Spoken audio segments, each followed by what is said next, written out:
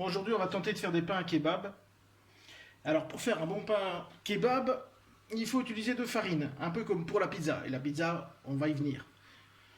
Donc, des farines type 0. Ici, il faut une belle farine. Il en faut 310 grammes. Il faut 100 grammes de farine semoule. Donc, c'est une farine un peu plus épaisse.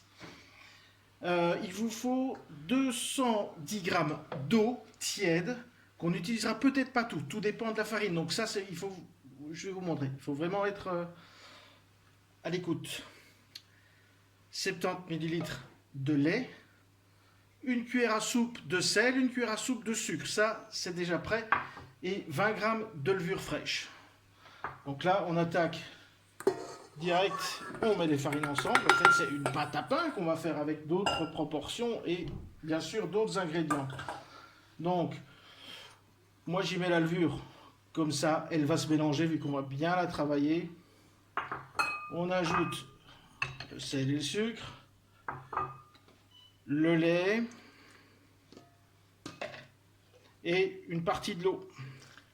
Et on va voir si on en rajoute ou pas. Ce que j'ai oublié de vous dire, il vous faut 30 ml d'huile d'olive qu'on mettra à la fin.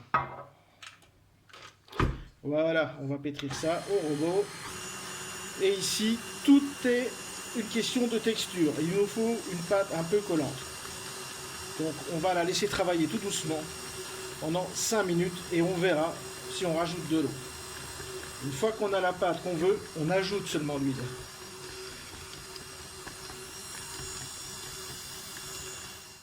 Voilà, donc ici on va rajouter un peu d'eau pour avoir une pâte bien homogène.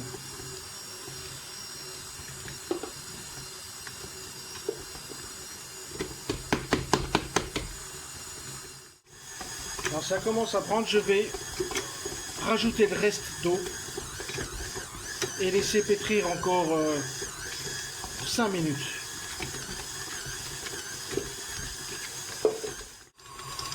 Voilà, donc il est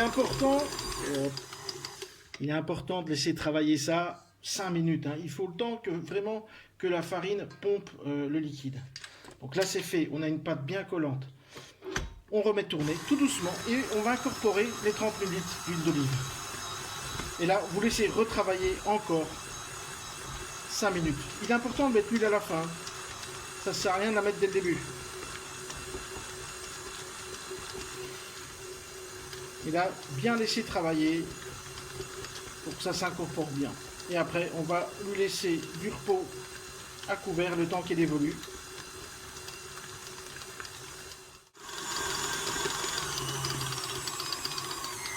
On y est, regardez, elle est bien élastique, l'huile est bien incorporée, donc on va l'arrêter là.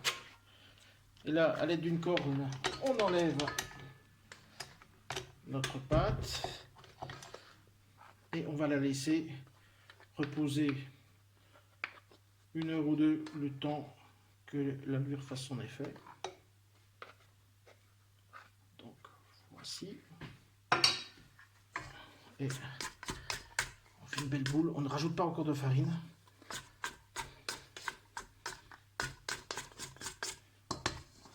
Voilà.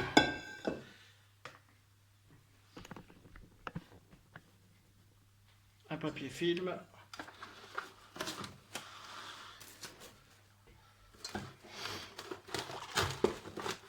Et on laisse au repos à température ambiante. Voilà la pâte à lever. Donc maintenant on va la dégazer. On va y mettre un peu de farine hein, parce que autrement on n'arrivera pas à la travailler. D'ailleurs on met un peu de farine dessus. Et là vous voyez ça dégage déjà. Et on va la sortir du moule. C'est pas mal, elle est pas mal. Vous voyez, j'ai mis la farine et comme ça on peut la sortir du moule facilement. Bon, là ce que j'ai fait, j'ai préchauffé mon four à 250 degrés. Donc on va étaler, avant d'étaler, on va portionner. Là je pense qu'on va faire 3 pains, ça nous fera 6 portions. Parce que si on fait 3 pains, vous voyez, on coupera en 2, un pain, Et ça nous fera 6 personnes, ou 6 pitas. Donc on va soit vous peser pour avoir les mêmes, soit vous diviser en 3 à l'œil. Et là, c'est comme quand on fait un petit pain, on va le retravailler, fariner,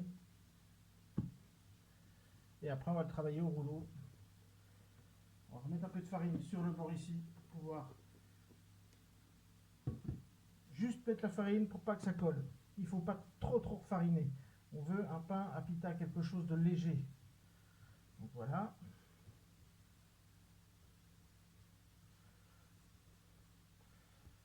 Bon, on va laisser reposer la viande 2 minutes.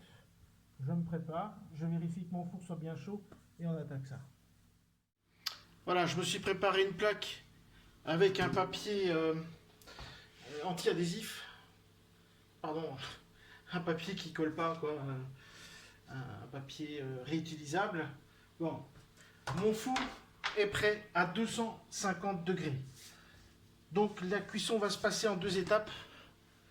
Première étape, bien saisir. Une fois qu'ils gonflent, on le retourne et c'est bon. Donc on va essayer de faire la vraie forme d'un pain à pita. Vous voyez, il faut fariner. Un peu, beaucoup.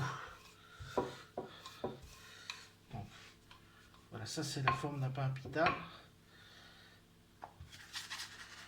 Je vous avoue que c'est pas facile à travailler, mais on va y arriver. Voilà. Donc le côté le plus fariné, donc, ce sera le dessous. C'est celui-là qu'il faut mettre en dessous. Voilà, je mets sur ma plaque.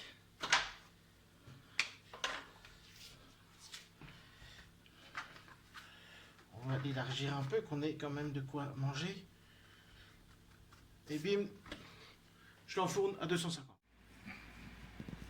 Donc pour la cuisson, j'aimerais transférer ceci sur la plaque qui est à 250 degrés. Vous voyez là. Et pour ça, je vais avoir besoin de mes 2 mains, donc je ne saurais pas filmer. J'espère que vous allez vous l'imaginer. Ce que je veux, c'est que ça arrive sur une plaque bien chaude. Pour que ça fasse un petit choc thermique, donc on va voir ça.